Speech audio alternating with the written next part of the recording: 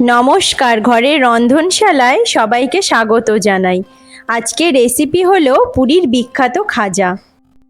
पुरीते लोकेरा बार बार घुरते जाय समुद्र जगन्नाथ मंदिर दर्शने और এই খাজার টানে। খাজা বানানোর জন্য আমি নিয়ে নিয়েছি 2 কাপ ময়দা। এবার এতে আমি ময়ান দেওয়ার জন্য দিয়ে দেব 4 চামচ ঘি।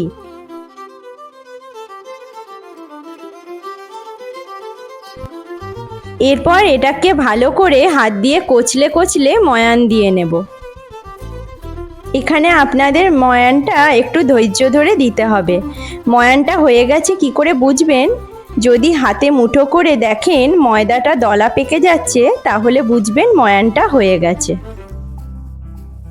এরপর আমি যে কাপ দিয়ে ময়দা নিয়েছিলাম সেই একই কাপে আমি নিয়ে নিয়েছি 1 কাপ জল। আমার ময়দাটা যেহেতু ভালো করে ময়ান দেওয়া আছে এটা মাখতে বেশি জল লাগবে না। এটা মাখতে হাফ কাপ মতো জল লাগা উচিত। এবার অল্প অল্প জল দিয়ে এটা মাখা শুরু করা যাক। আমি অল্প অল্প জল দিয়ে এটাকে মেখে নিয়েছি। এর চিটচিটে ভাবটা চলে গেছে আর গোল শেপ চলে এসেছে।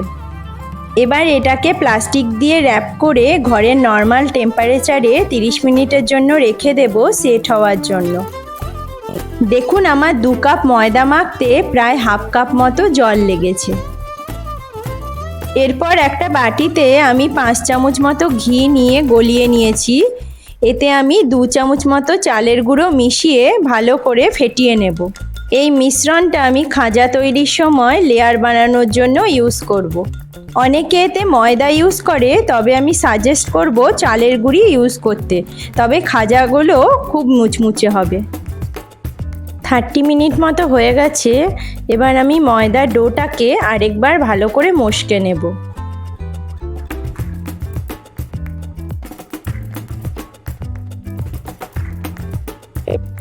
তারপর হাতে করে রোল বানিয়ে চাকু দিয়ে সমানভাবে কেটে লেচি বানিয়ে নেব।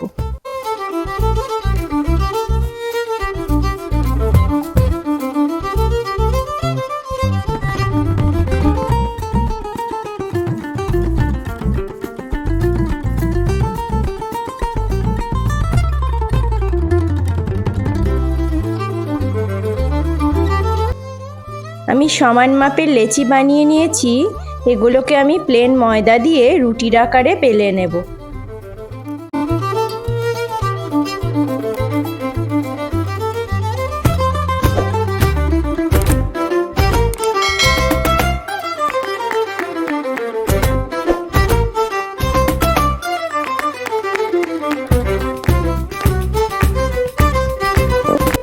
রুটিগুলো পাতলা হবে, কিন্তু খুব বেশি পাতলা করবেন না, তাহলে খাজাগুলো বেশি মুচমুচে হয়ে যাবে আর তেলে ভাজার সময় ভেঙে যাওয়ার সম্ভাবনা থাকবে। এইভাবে আমি 4টে লেচিকে সমান সাইজের রুটির আকারে বেলে নিয়েছি। এইবার আমি একটা রুটি নিয়ে নিয়েছি। এর উপর চালের গুঁড়ি আর ঘিয়ের যে মিশ্রণটা করে রেখেছিলাম সেইটা লাগিয়ে দেব। দেখুন চামচে করে আমি মিশ্রণটা নিয়ে অল্প অল্প করে ছড়িয়ে দিয়েছি। এরপর দ্বিতীয় রুটিটা চাপিয়ে দেব। এরপর এর উপরও একইভাবে চালের গুঁড়ো ও ঘিয়ের মিশ্রণটা ভালোভাবে লাগিয়ে নেব। চালের গুঁড়ি আর ঘিয়ের মিশ্রণটা দেওয়ার কারণ হলো এটা প্রতিটা লেয়ারকে আলাদা করে রাখবে আর খাজাটাকে মুচমুচে করবে। এইভাবে 4টে রুটি আমি পরপর সাজিয়ে লেয়ার বানিয়ে নিয়েছি। এরপর সবচেয়ে উপরের রুটিটাতেও আমি ভালোভাবে চালের গুঁড়ো ঘিয়ের মিশ্রণটা লাগিয়ে নিয়েছি। এরপর একটা কোণ থেকে আস্তে আস্তে করে গুটিয়ে আমি এটাকে রোল বানিয়ে নেব। এবার এই রোলটাকে হালকা হাতে চেপে চাকু দিয়ে সমানভাবে কেটে নেব। এখানে প্রতিটা টুকরের প্রায় কত মাপ হবে আমি স্ক্রিনে দেখিয়ে দিয়েছি। দেখুন একটা টুকরো আপনাদের নিয়ে দেখাই কত সুন্দর লেয়ার তৈরি হয়েছে। এবার প্রতিটা টুকরোকে হালকা হাতে বেলে নেব আর খাজার শেপ দিয়ে দেব। এটা বেলার সময় একটু লক্ষ্য রাখতে হবে, মাঝের অংশটা একটু মোটা হবে আর দু সাইডটা পাতলা হবে। এবার আমি কড়াইয়ে পর্যাপ্ত পরিমাণ তেল নিয়ে নিয়েছি, এটাকে হাই হিটে গরম করে নেব। তেলটা গরম হয়েছে কি না একটা চপস্টিক ডুবিয়ে চেক করে নেব। আমার তেলটা গরম হয়ে গেছে, এবার গ্যাসের ফ্লেমটাকে লো করে একে একে খাজাগুলোকে ভেজে নেব। খাজাগুলো ভাজার সময় একটা টিপস বলে রাখি, খাজাগুলো ভাজার সময় গ্যাসের ফ্লেম লো করে অনেকক্ষণ ধরে খাজাগুলো ভাজতে হবে। হাই হিটে ভাজলে খাজাগুলো বাইরেটা ভাজা হয়ে যাবে কিন্তু ভিতরটা নরম থেকে যাবে, খাজাগুলো মুচমুচে হবে না। খাজাগুলো যখন মৃদু আছে ভেজে এরকম গোল্ডেন ব্রাউন কালার হয়ে যাবে তখন একে একে তুলে নিতে হবে। এবার খাজাগুলোকে আমি একটু ঠান্ডা করতে দেব আর এর মাঝেই চিনি শিরাটা বানিয়ে নেব।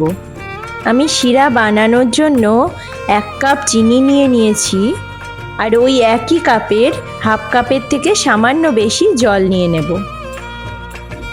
এবার ফ্লেভারের জন্য আমি এর মধ্যে দিয়ে দেব 2টো এলাচ আর 1 ফালি লেবুর টুকরো।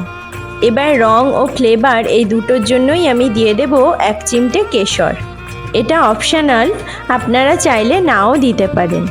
এই শিরাটাকে 10 মিনিট ধরে ফোটাতে হবে।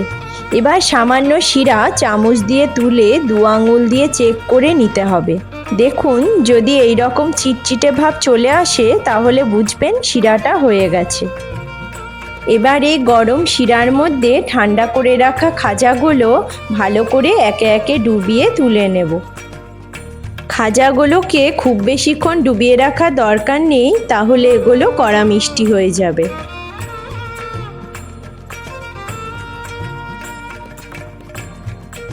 খাজাগুলো আমার সমস্ত রসে ডোবানো হয়ে গেছে। এবার আপনাদের দেখাই খাজাগুলো কি সুন্দর মুচমুচে হয়েছে।